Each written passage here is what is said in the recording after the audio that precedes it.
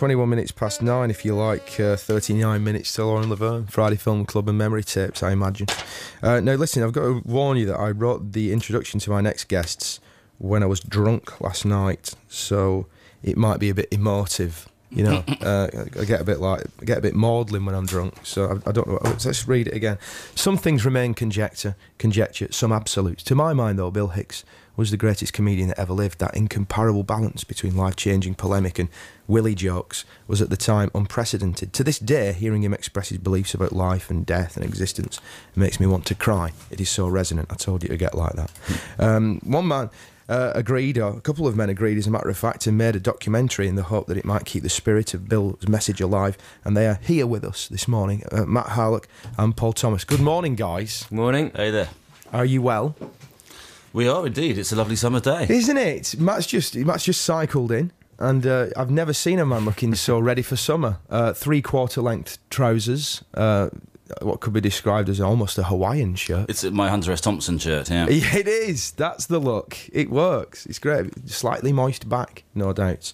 But we of course are talking about The Bill Hicks Story, which is a fantastic piece of work. I saw it a couple of months ago in its slightly longer form, but you've kind of tightened it up a little bit since then.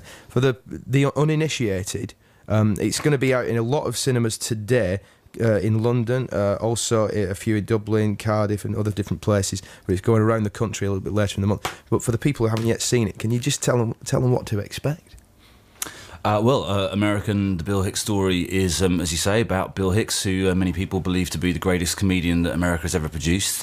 He was a firebrand. He had extreme views, fired by anger and, as you say, willy jokes, and came over here, made a massive storm in the UK, and was about to do much bigger things in the States, when unfortunately he was struck down with pancreatic cancer, aged just 32 years old. But 16 years after he died, his work is still selling. He's gaining more fans every year, and his work still continues to resonate. Well, do we think that to an extent that, I mean, you've probably answered all these questions before, but that it's a bit of it's that Lennon legacy thing as well, isn't it? The fact that John Lennon, died at 40, he was just coming back into his zone. Is it that kind of thing? Is it one of the reasons that we do find him so fascinating? Is because we lost him at such a young age? And he's so strikingly looking as well. There are so many photos of Hicks, and he died in his prime. So there's that thing. He hasn't grown into this fat middle-aged guy. He never sold out, and I guess the thing is that as time goes on, as you get older and fatter and a bit more, you start to compromise as a human being, don't you? You become, it just happens to people, but it never had a chance to happen to Bill, did it, I suppose? Do you think that he ever would do, though? I mean, you know what I mean? We don't know, do we? We get asked that a lot, obviously, because he was one of those people who had great bits about how, evil marketing and advertising was artistic roll call, and, how anyone who does a commercial is kind of off the artistic roll call forever. So those are obviously very high standards to live up to.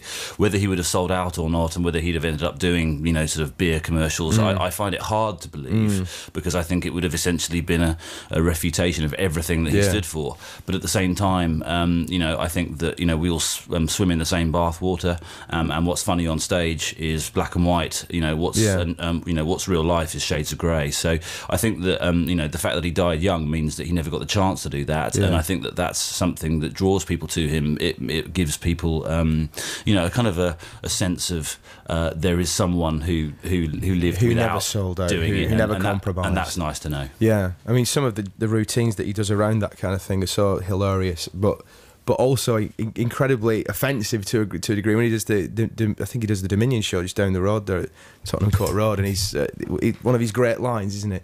Anybody here work in marketing? Kill yourselves. And it's really shocking. And there's people putting their hands up. Yeah, I work in marketing, and he's really shooting them down. I'm not joking. And it's really powerful. But there it is. But the actual film is. It's pretty unusual, isn't it? It's kind of is this an unprecedented technique? It's like an animation of sorts, isn't it? So who came up with the idea, and how do you execute it? Well, yeah, it's animated photographs. It had been used in a film called The Kid Stays in the Picture in a more basic form. Yeah. But we took it a lot further. When we started on the project, we knew there were hundreds and hundreds of photos of Bill. And once we started seeing those, they began to tell a story of their own. But what we were also looking for is just a way to make this really stand out. I mean, you know, we knew our job was to really put this guy back on the historical map, and that we needed an approach that went beyond talking heads and clips that other documentaries had used to death. So we kind of hatched this plan to do it a different way. But then, you know, you have no real idea what's going to be required. And once we started talking to people and the stories came out about Bill, that's when the gauntlet was really thrown at us in terms of this is now what you really have to do with this technique. And you also employ a lot of very grainy video footage as well, so it's all stuff that people haven't really seen before, isn't it? It's all kind of handheld, friends recording him in little sort of toilet bars in Texas or whatever, isn't it? It's a lot of it's his brother, actually. So you know, Steve was kind of with Bill over the last sort of, you know, year and a half of his life quite a lot, and a lot of that stuff that you refer to is shot in Austin. The nice thing for people who do know Bill and Bill's work is that the last 2 albums that he recorded, Rantony Minor and Arizona Bay, which are kind of considered the sort of the apotheosis of his work, were recorded by Steve on video. So what you get is, if you know those albums, you get to see him doing that material, which is quite an attraction for fans. Yeah, it's a brilliant piece. And as far as your guys are concerned, what, again, a question you must get asked a lot, but what's for you the apotheosis? What is the great Bill Hicks routine, you know, that you think, that you always cite when you're citing his brilliance? Is there one in particular that you think is him at his best? Well, I think the piece that in the film, so you've seen the film, and there's a piece where he does a bit about his ex-girlfriend. And he's quite young and he's drunk at the time, so it was during his drinking years. But what he does is he kind of takes this audience on a journey where he layers one sort of detail and one part of this story, which gets quite sort of rude and quite sort of scary.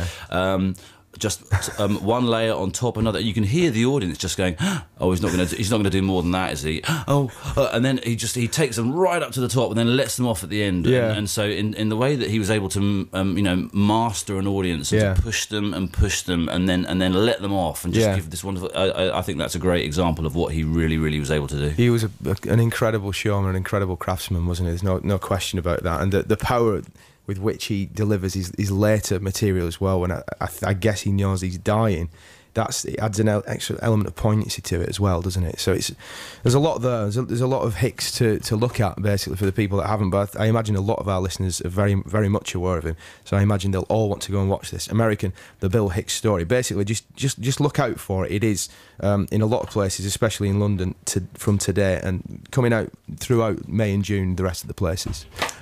Guys, Paul Thomas, Matt Harlett, thank you very much for coming in. Thanks. We are actually, speaking of his great routines, this is one of his more poignant ones. We may have played this the last time, but what the hell, we're going to play it again.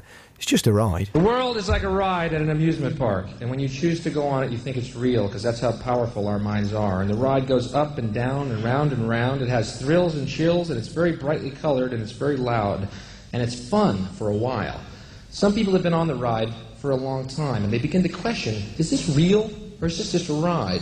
And other people have remembered, and they come back to us and they say, hey, don't worry, don't be afraid, ever, because it's just a ride.